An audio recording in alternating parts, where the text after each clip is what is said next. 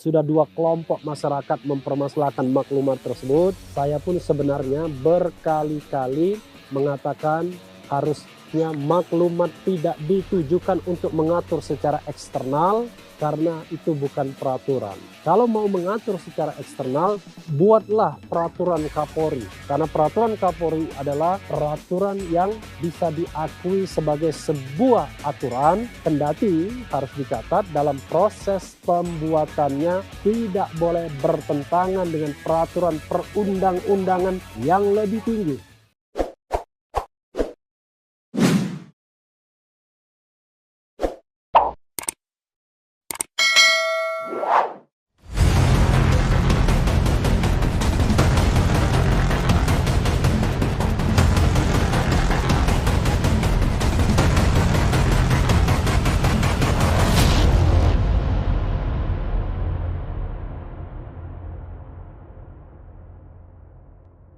Assalamualaikum warahmatullahi wabarakatuh, Sobat RH sekalian. Jumpa lagi kita di channel yang keren ini, Keren Cadas. Kali ini saya di suatu tempat di hutan ya, dan ingin tetap menguber berita. Ini ada berita yang menarik yang dilansir oleh beberapa media. Salah satunya adalah Kumparan, yaitu masih terkait dengan maklumat Kapolri Idam Aziz. Masyarakat sipil nilai maklumat Kapolri batasi HAM, minta poin 2D dicabut. Kita bacakan ya. Maklumat Kapolri Jenderal Idam Aziz nomor .2 Mak _1 _1 Romawi _2021 tentang kepatuhan terhadap larangan kegiatan, penggunaan simbol dan atribut serta penghentian kegiatan Front Pembela Islam FPI tertanggal 1 Januari 2021 menuai kritik.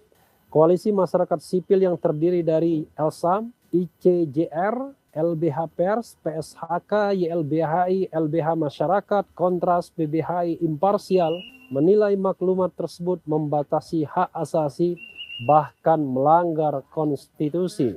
Diketahui maklumat tersebut berisi terkait larangan aktivitas serta atribut yang berhubungan dengan FPI.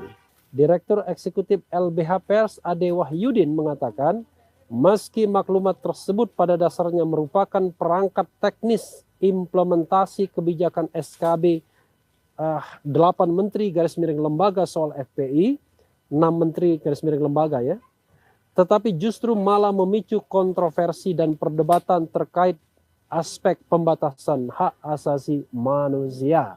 Salah satu yang paling kontroversial adalah perihal larangan mengakses, menggugah, mengunggah ya, dan menyebarluaskan konten terkait FPI baik melalui website maupun media sosial, sebagaimana diatur oleh poin 2D yang disertai ancaman tindakan hukum seperti disebutkan dalam poin 3 maklumat, kata Ade dalam keterangannya Sabtu 2 Januari. Ade mengatakan akses terhadap konten internet merupakan bagian dari hak atas informasi yang dilindungi Undang-Undang Dasar 1945, khususnya dalam ketentuan pasal 28F ya, soal the right to information, dan juga sejumlah peraturan perundang-undangan seperti pasal 14 Undang-Undang Nomor 39 Tahun 1999 tentang hak asasi manusia.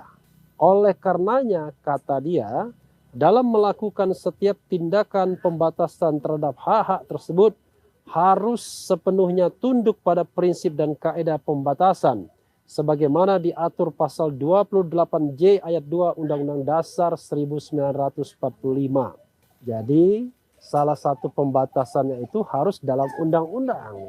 Tidak boleh maklumat yang bukan merupakan produk perundang-undangan membatasi hak asasi manusia. Kira-kira begitu ya. Selain itu, khusus dalam konteks pembatasan hak atas informasi sebagai bagian dari kebebasan berekspresi, juga tunduk pada mekanisme yang diatur pasal 19 ayat 3 Kovenan Internasional Hak-Hak Sipil dan Politik KIHSP yang telah disahkan dalam hukum Indonesia melalui Undang-Undang Nomor 12 2005, ucapnya. Ade menjelaskan dalam hukum HAM setidaknya ada 3 persyaratan yang harus diperhatikan untuk memastikan legitimasi dari suatu tindakan pembatasan yang dibolehkan. Ketiga syarat tersebut sering dikenal sebagai 3 uji elemen yang mengharuskan pembatasan diatur oleh hukum. Pembatasan benar-benar diperlukan dan dilakukan secara proporsional. Prinsip ini sesungguhnya dimaksudkan untuk memastikan tidak dilanggarnya hak asasi warga negara dalam setiap tindakan pembatasan yang dilakukan, ucapnya. Selain itu, kata Ade, mengacu pada komentar umum nomor 34/2011 tentang kebebasan berekspresi, keseluruhan perlindungan hak yang dijamin oleh ketentuan pasal 9 KIHSP, Kovenan Internasional Hak Sipil dan Politik, juga sepenuhnya menjangkau konten-konten yang menggunakan medium internet, termasuk dalam hal pembatasannya. Hal ini juga sejalan dengan resolusi Dewan HAM nomor 20/8 tahun 2012 yang menegaskan bahwa perlindungan hak yang dimiliki setiap orang saat offline juga melekat saat mereka online. Ade mengatakan perlindungan ini khususnya terkait dengan kebebasan berekspresi yang berlaku tanpa melihat batasan atau sarana media yang dipilih.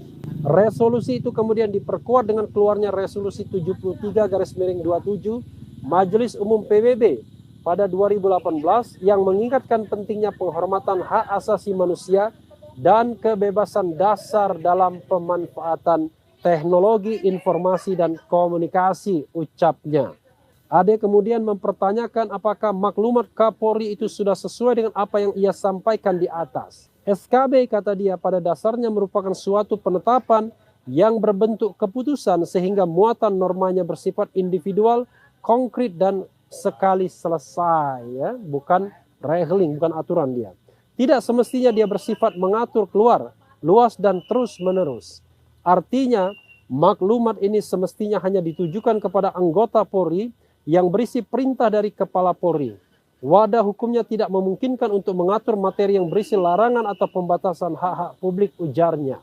Selain itu, pembatasan akses informasi atau konten internet dalam bentuk pelarangan sebagaimana dimaksud khususnya dalam poin 2D justru tidak memenuhi prinsip proporsionalitas.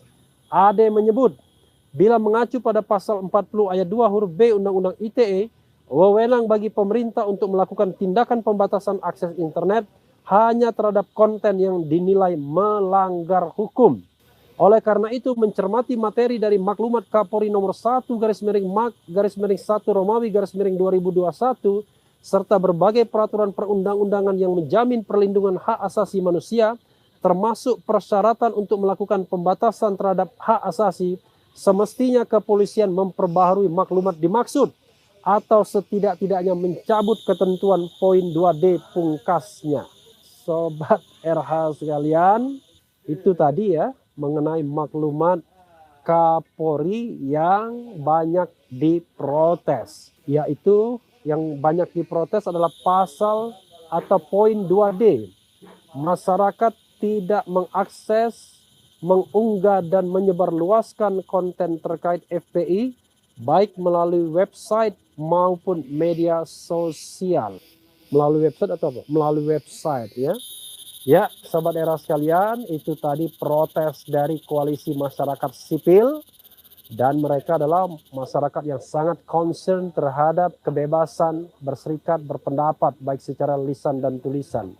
Sebelumnya media atau organisasi pers, para jurnalis juga menyampaikan keberatan. Jadi hal seperti ini penting diketahui oleh pihak Polri, ya, bahwa hendaknya mereka harus paham bahwa pertama, sebagaimana saya sudah singgung sebelumnya, maklumat itu hanya berisi pengumuman dan maklumat tersebut tidak boleh mengatur materi muatan sebuah peraturan perundang-undangan, apalagi bila memang tidak ada cantolannya sama sekali. Kalau cantolannya adalah SKB, surat keputusan bersama 3 menteri dan 3 ketua atau kepala lembaga, maka sesungguhnya SKB itu sendiri bersifat enmalah, bukan sebuah aturan atau bukan sebuah peraturan yang terus-menerus.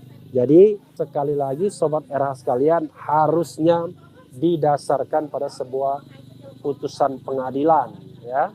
Kalau mau melarang sesuatu secara terus-menerus dan permanently. Tetapi itu pun sebenarnya kan biasanya larangan-larangan seperti itu biasanya juga dibatasi durasinya. Tetapi masalahnya ini terkait dengan konten, yaitu pembubaran sebuah ormas. Oke lah, kita terima bahwa larangan itu permanently, tetapi sekali lagi bukan wadah atau payung hukumnya di SKB, apalagi maklumat Kapolri. Jadi sekali lagi maklumat Kapolri hanya sebuah pengumuman yang sejatinya lebih ditujukan pada kebutuhan internal kepolisian, kepada aparat-aparat di bawah, dan bukan landasan hukum untuk bertindak yang mengikat masyarakat. Poin itu penting ya dipahami, karena kalau tidak nanti justru penegak hukum dianggap melakukan pelanggaran hak asasi manusia, pelanggaran konstitusi, pelanggaran undang-undang. Itu poin pertama. Poin kedua, sobat era sekalian, saya tadi sebenarnya berharap masyarakat sipil juga mempermasalahkan pelarangan atau pembubaran Front Pembela Islam. Sayang sekali mungkin ya, mungkin masih ada sekat dengan kelompok civil society. Nah inilah tragedi yang menurut saya yang kadang-kadang yang kita harus garis bawahi ya, bahwa kelompok-kelompok di masyarakat ketika berhadapan dengan negara sering tidak bisa bersatu untuk sebuah isu.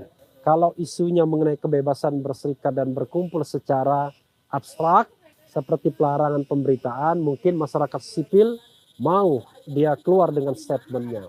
Tapi sayang sekali, saya berharap mereka juga memprotes pelarangan atau pembubaran Front Pembela Islam yang tidak didasarkan pada sebuah putusan pengadilan dan tidak didasarkan pula pada penilaian-penilaian yang terukur.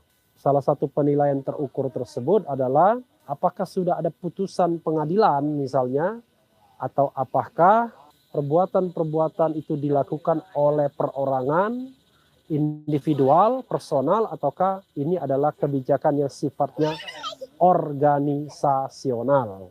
Nah ini yang penting kita garis bawahi. Tapi paling tidak protes terhadap maklumat juga menunjukkan bahwa ini akan merupakan napas bagi front sekarang Persatuan Islam untuk mempermasalahkan soal FPI di ranah hukum, yaitu ranah pengadilan tata usaha negara, dan para jurnalis, para pewarta, para penggiat media sosial tetap bisa memberitakan perkembangannya. Termasuk tentunya misalnya mewawancarai, menginterview pentolan-pentolan ex FPI yang sekarang bergabung di dalam Front Persatuan Islam. Demikian juga kalau mereka misalnya mengadakan press conference dalam konten yang terkait dengan FPI, dalam pengertian bahwa mereka masih memperjuangkan di ranah hukum soal FPI-nya, apakah memang pelarangan yang dilakukan pemerintah itu adalah pelarangan yang justified atau sesungguhnya pelarangan yang bertentangan dengan hukum, bertentangan dengan undang-undang, dan tentu juga dengan azas-azas pemerintahan umum yang baik, good governance dan clean government. Sobat RH sekalian, sudah dua kelompok masyarakat mempermasalahkan maklumat tersebut. Saya pun sebenarnya berkali-kali mengatakan harusnya maklumat tidak ditujukan untuk mengatur secara eksternal, karena itu bukan peraturan. Kalau mau mengatur secara eksternal, buatlah peraturan Kapolri. Karena peraturan Kapolri adalah peraturan yang bisa diakui sebagai sebuah aturan, kendati harus dicatat dalam proses pembuatannya tidak boleh bertentangan dengan peraturan perundang-undangan yang lebih tinggi. Jadi peraturan Kapolri tidak boleh bertentangan dengan peraturan yang lebih tinggi yang merupakan dasar atau induk dari legitimasi untuk membuat peraturan Kapolri tersebut. Misalnya Undang-Undang tentang Kepolisian Negara Republik Indonesia dan sejumlah undang-undang lainnya, termasuk juga tentunya Undang-Undang Dasar 1945 yang merupakan landasan konstitusional. Sobat Era sekalian, ada 3 perjuangan, ada 3 front sekarang ini. Pertama adalah soal FPI, ya, soal legitimasi pembubaran FPI apakah justified atau tidak. Itu bisa diperjuangkan oleh ex-FPI yang sekarang tergabung dalam Front Persatuan Islam. Kemudian ada maklumat yang juga hendak dikatakanlah diprotes, ya bukan hendak diprotes, sudah diprotes, dan mudah-mudahan ini mendapatkan perhatian dari Kapolri agar mengubah maklumatnya atau paling tidak menghilangkan ketentuan 2D. Dan yang ketiga, kerja kita yang jauh lebih besar adalah bagaimana berpartisipasi dalam menjaga negara hukum kita, rule of law, restart demokrasi kita, konstitusi kita, agar kita tidak jatuh dalam kubangan negara otoritarian. Agar kita tidak menyesal bahwa reformasi kita ternyata setback ke belakang dan kita terjerembab kembali kepada jurang otoritarianisme. Padahal mereka yang melakukan tindakan-tindakan misalnya membubarkan FPI yang menurut banyak pihak tidak prosedural, mengatakan bahwa itu justru menjaga demokrasi. Tapi pendapat lain dan justru banyak juga yang mengatakan sebaliknya bahwa itulah ancaman bagi demokrasi kita. Ya, Sobat Era sekalian, itu saja. Yang penting tetap di channel ini, karena di channel ini Anda akan dirayu, ditipu, dibaperin, dicecar, diuber pula di jalur khusus. Karena channel ini adalah channel yang mengancam, memeras, dan membenci. Jangan lupa subscribe, like, comment, and share. Ciao.